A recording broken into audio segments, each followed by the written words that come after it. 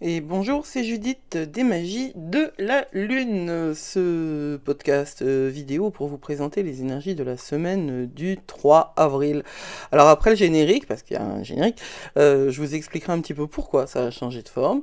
Et puis, je vais vous présenter donc cette semaine qui est vraiment puissante, qui va nous faire passer par la pleine lune en balance, à un moment de déséquilibre, de transformation, une semaine où le soleil est conjoint à Chiron, en bélier, ce qui est très, là aussi, puissant. Pluton est très très actif, et puis la semaine prochaine, on a un Casimir, la semaine prochaine, on a une conjonction du Soleil et Jupiter. Donc cette semaine du 3 avril va nous aider à la préparer. Et maintenant, c'est le générique.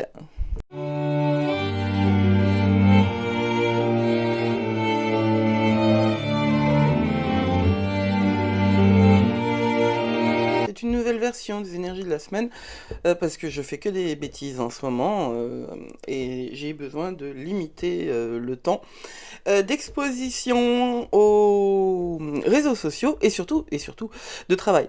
En fait, ça demande énormément de travail de faire des vidéos comme ça, mais vraiment énormément. Et je suis complètement décalée par rapport à mon implication dans l'astrologie.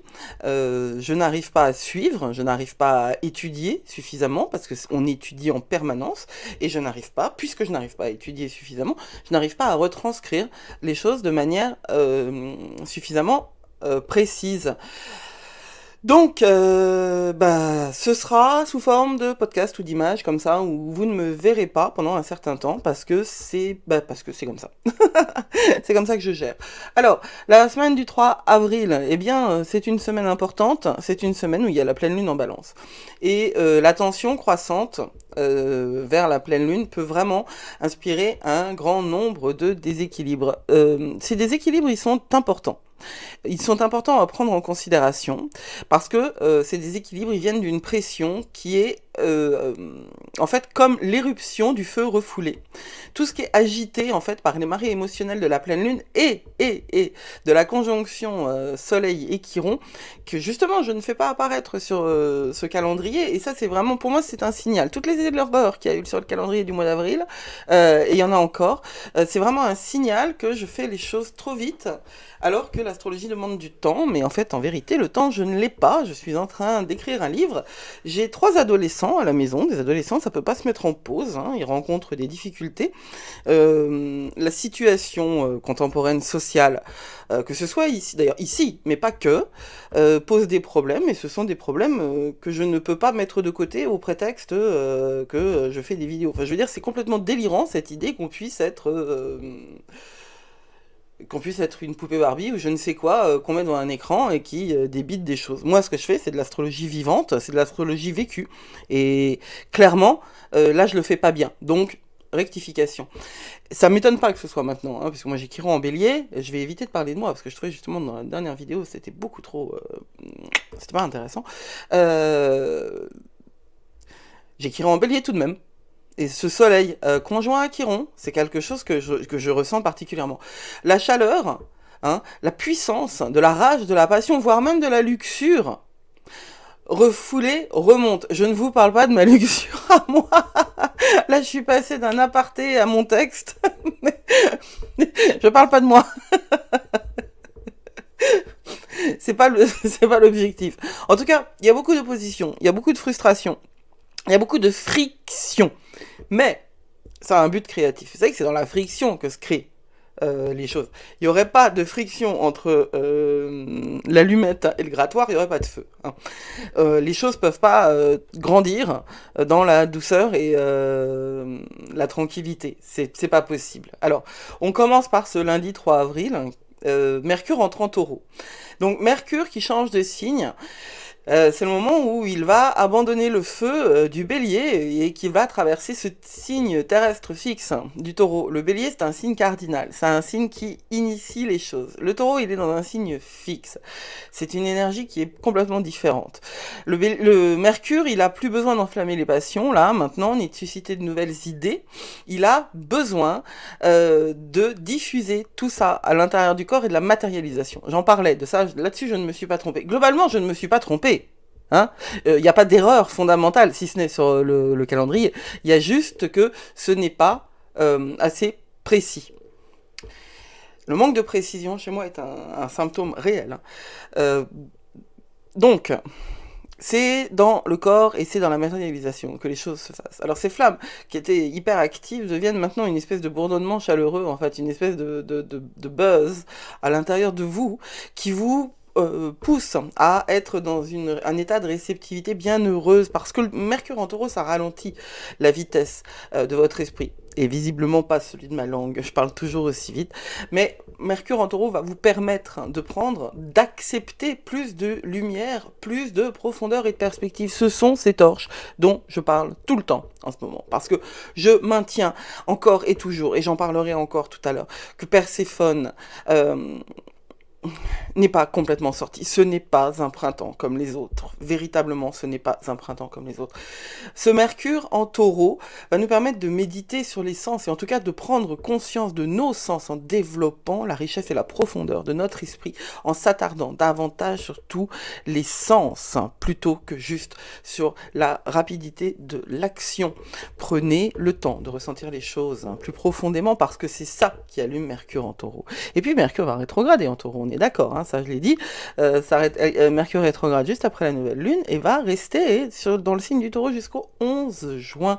Vous pouvez maintenant vous concentrer votre esprit sur un seul processus en cours et vous consacrer à un chemin avec une dévotion totale. C'est une chose à la fois. Et je crois que le message, je l'ai entendu. Une chose à la fois. Qui trop embrasse mal étreint, disait-on quand j'étais jeune. Alors, ce transit de Mercure, il commence tout comme il faut. C'est écrit là, tout comme il faut parce qu'il commence avec un carré à Pluton. Je l'ai dit, avril est plutonien, nous avons donc Pluton, hein, Pluton, Hadès, le compagnon de Perséphone. Moi je filme ma métaphore, mais elle est vraiment percutante. Ce transit donc commence par un carré à Pluton en Verseau. Les premiers aspects d'une planète qui a changé de signe, d'une grosse planète qui a changé de signe, sont ceux qui vont nous donner le maximum d'informations. Le premier aspect de Pluton en Verseau, c'était un aspect à Mars, et là maintenant c'est Mercure, donc c'est à la fois la guerre et la communication. Alors Mercure en carré à Pluton, ça commence lundi, ça s'arrête mardi, ou ça commence dimanche, mais enfin bon c'est léger, en tout cas ça reste jusqu'à mardi. Ça va nous apporter une réflexion profonde et des interactions intenses avec les autres. Mais réflexion profonde. Écoutez-moi bien, c'est un temps de recherche, de découverte de secrets, de résolution de mystères. Évitez absolument les idées extrêmes ou les théories du complot. Et n'utilisez pas de tactiques coercitives ou manipulatrices. Alors je ne sais pas sur un plan personnel ce que ça donne. Mais ça, ce sont des éléments qui sont écrits, pensés et qui sont parfaitement l'illustration du carré de Mercure à Pluton. Et je pense que c'est complètement d'actualité. Donc faites attention à ça, surtout. Hein, de toute façon, si vous n'y arrivez pas, vous verrez éclore, naître, se développer des disputes, des critiques, des conflits, et qui ne serviront pas à grand chose. Parce que on peut faire de tout feu, on peut faire tout. Je sais plus l'expression. En tout cas, on peut tout utiliser, mais en fait, pas tout le temps, pas aussi simplement que ça, tout n'est pas positif. Hein. L'univers est bienveillant, soit, en fait l'univers est neutre, hein, et donc il va faire une espèce de miroir à ce que vous êtes, mais tout conflit, toute chamaillerie n'est pas positive. Gardez en tête vos vertus et vos valeurs, gardez l'esprit ouvert surtout, et ne vous chamaillez pas pour le plaisir, parce que ce n'est pas du plaisir, en fait c'est du poison. Grâce et humilité, pour moi, sont encore plus d'actualité. Et puis vérifiez vos angles morts, hein, parce que Pluton indique une certaine tendance à faire des hypothèses complètement insensées. Faites attention, vous pouvez aussi, parce que le Soleil est en conjoint à Chiron plus tard dans la semaine, hein, une conjonction exacte, il peut y avoir aussi un trigger, un déclencheur qui va déclencher en vous une réponse profondément conditionnée, très très très ancienne, plutôt qu'une pensée critique. Ce sont les ombres, ce sont justement ces ombres qui sont là et qui nous agissent et dont nous devons absolument prendre conscience pour pouvoir nous en détacher et devenir vraiment nous-mêmes. Si vous avez à cœur d'améliorer les choses, de changer les choses, parce qu'en fait c'est pas vrai, toutes les jeunes générations, tous les jeunes n'ont pas envie de changer les choses. Moi, quand j'étais jeune, j'étais en colère, mais c'était une colère à la grunge, quoi. C'est une colère destructrice. Ça n'est pas une colère constructive. Les jeunes actuellement, ils sont en train de redéfinir le monde totalement, redéfinir les structures, redéfinir la pensée même, redéfinir l'amour, même si ça part dans tous les sens. Avant d'avoir quelque chose de propre, on a ce qui s'appelle un brouillon, n'est-ce pas? Ils sont en train de vivre quelque chose qui va redéfinir totalement ce qui est notre monde. Mais pour redéfinir ça, il faut encore être passé par les ombres quand on est adulte. Et pour nous, adultes, d'ailleurs, cette énergie-là, elle va être la même pour tout le monde, hein, cette énergie du carré de Pluton à Verseau, du carré de Mercure en Taureau, en Pluton à Pluton en Verseau, qui nous pousse à réagir et non pas à agir d'un point de vue éveillé et conscientisé. Tout le monde va la rencontrer. Simplement, plus on est né tôt dans le XXe siècle et plus nos ombres sont ancrées parce que nous sommes les enfants de parents qui eux-mêmes étaient en état d'aveuglement total. Même ceux qui ont fait un travail psychologique n'ont absolument pas travaillé sur leurs ombres. Ils ont travaillé sur les ombres de leur passé, de leur enfance. Travailler sur ces ombres, c'est accepter l'autocritique et accepter de voir que nous sommes acteurs. Nous sommes acteurs. C'est nous qui créons. Alors, acteur, ça veut dire celui qui agit, hein, celui qui acte. C'est pas celui qui joue la comédie, c'est celui qui acte, en l'occurrence. Donc ce lundi, c'est une journée à compter jusqu'à 10 avant de réagir.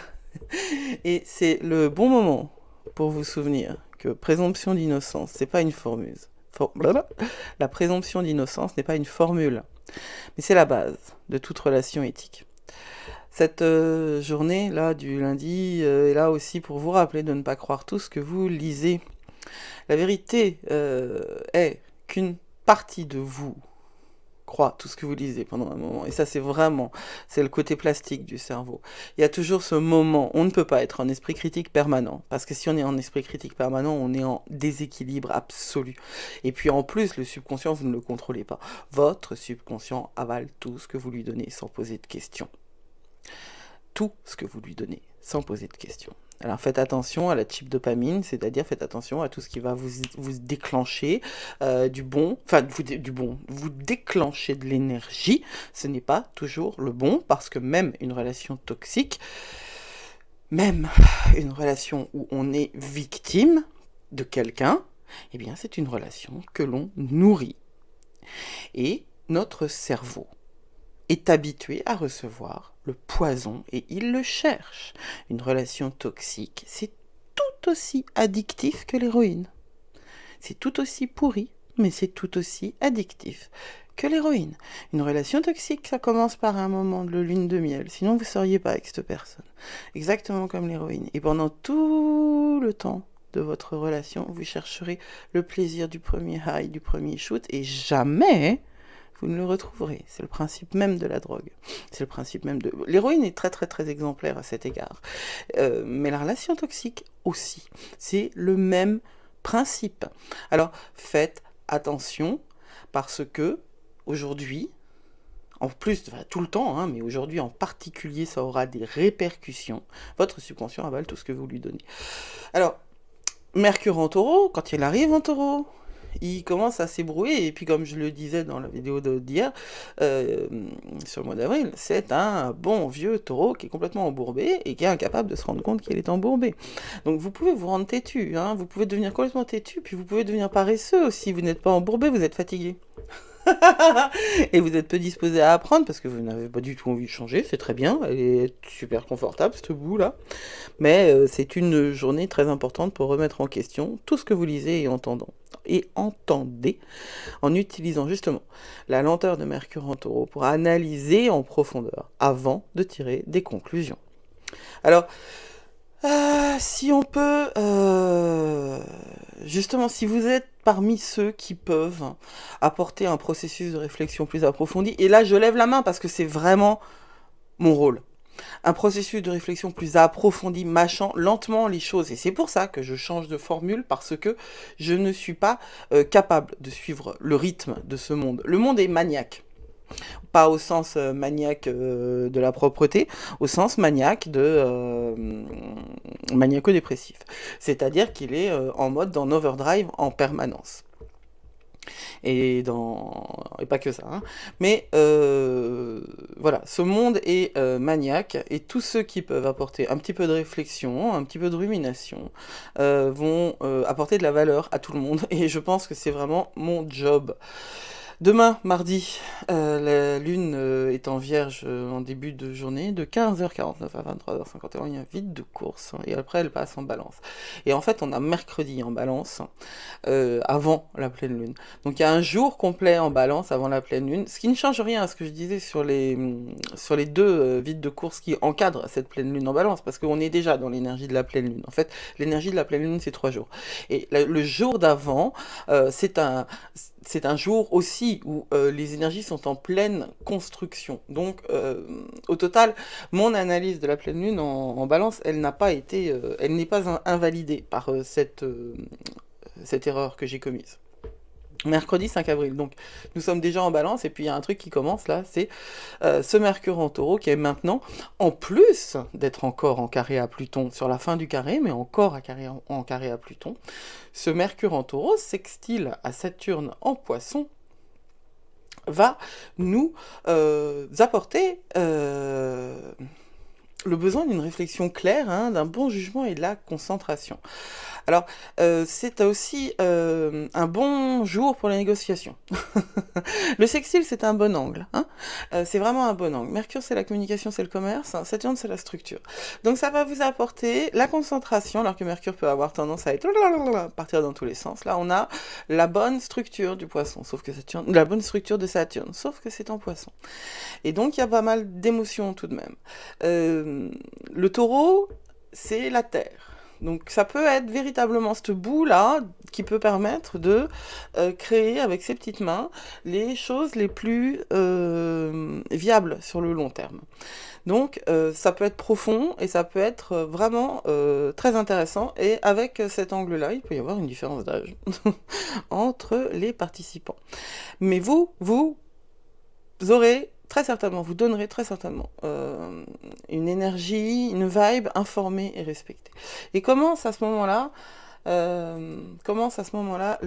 conjonction du Soleil en Bélier à Chiron. Alors là, je vais être lyrique. Parce que cette conjonction du Soleil en Bélier à Chiron va comme déclencher le cri primitif de votre âme. Ça va vous libérer. C'est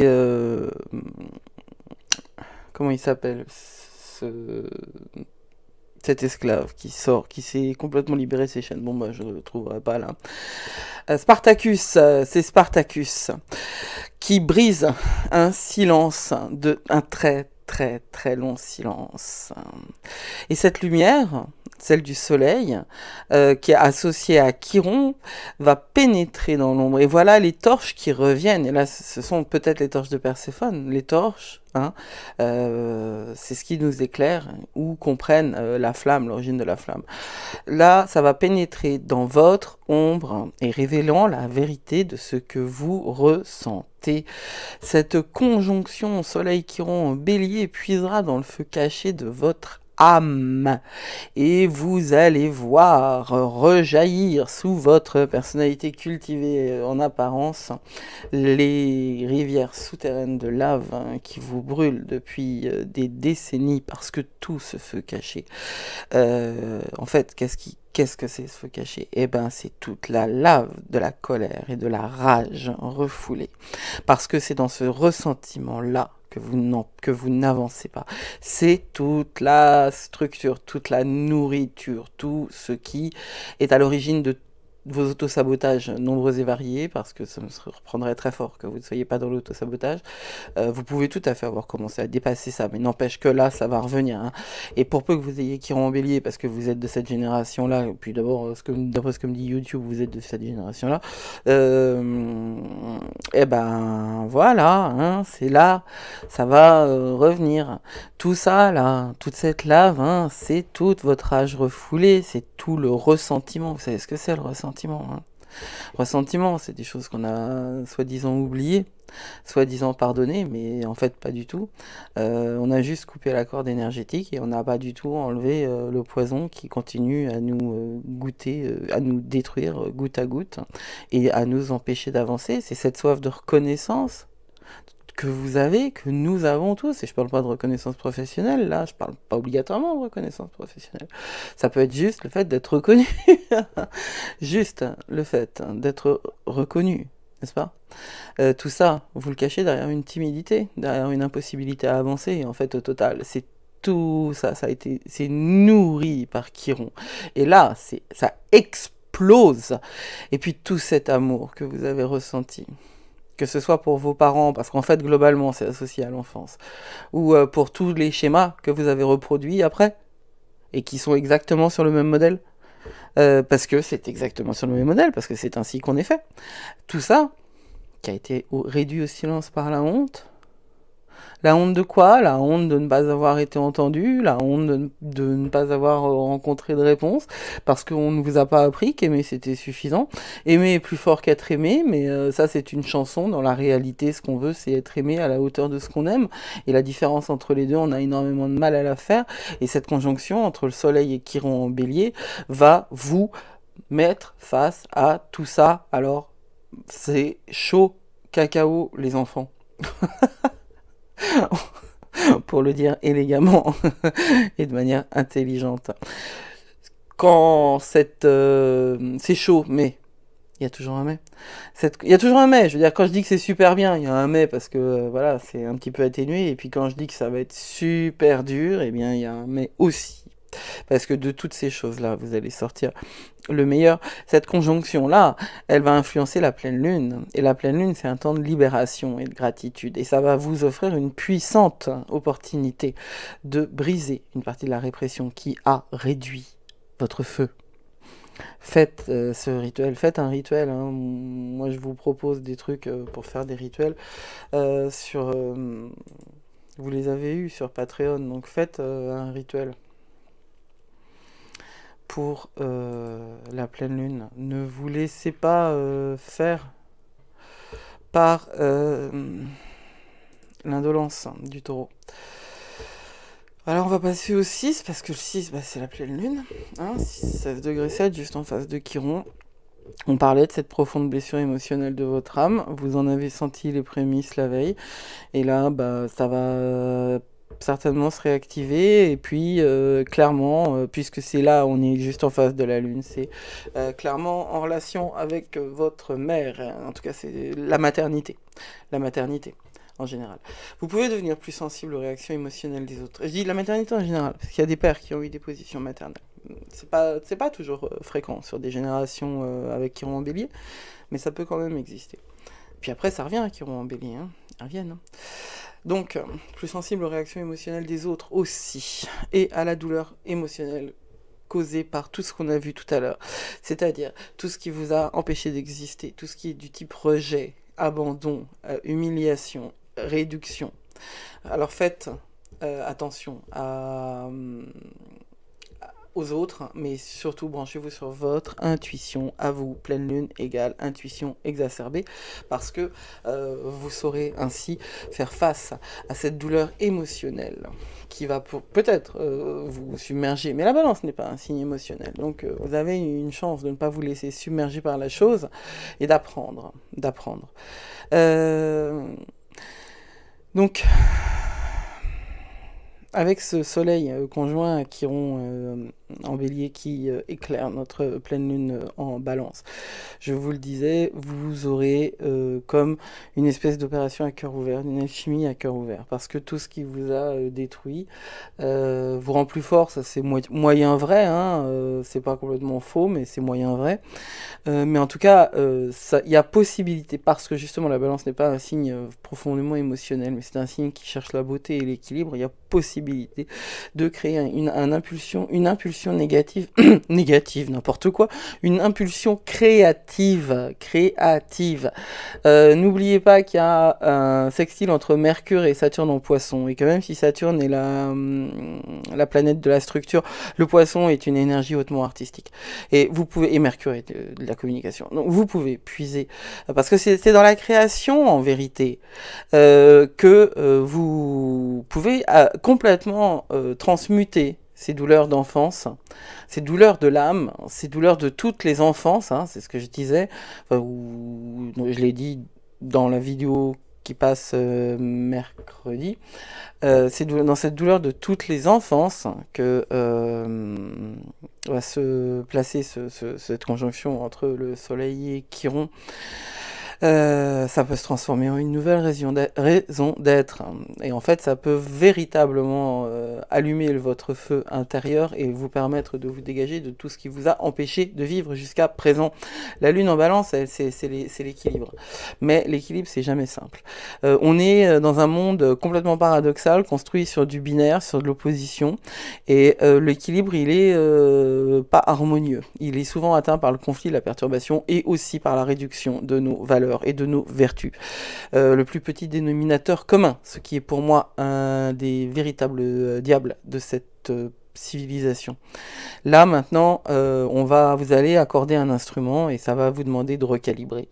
Ça veut dire que vous allez être obligé de vivre avec cette état de déséquilibre. En fait, un équilibre, c'est un état de déséquilibre. Si vous regardez les mecs sur des lignes là, entre deux montagnes, ou sur tous les funambules, leur système, il est en déséquilibre permanent, mais il ne tombe pas. Et il vacille. Voilà. Et il y a comme une sauvage vacillation des polarités.